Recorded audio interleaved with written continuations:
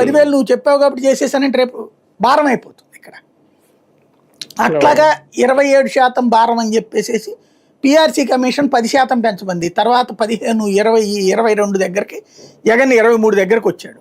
వాళ్ళు 27 కావాలి.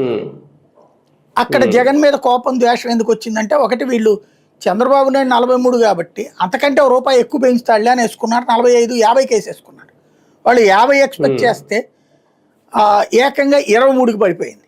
ఇది నెంబర్ 1.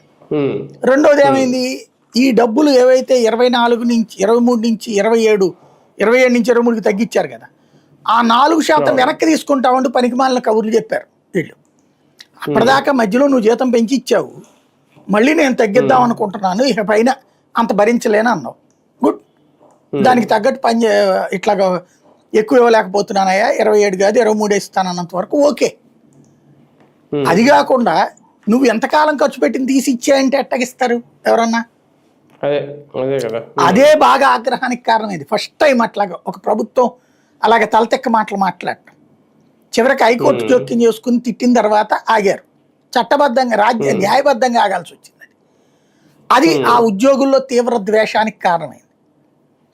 వీటన్నిటికంటే తోడు జగన్ మీద ద్వేషానికి ప్రధానమైనటువంటి కారణం ఏంటంటే లంచాలు లేని పరిస్థితి తెచ్చాడు. లంచాలు ఏదైతే వాళ్ళ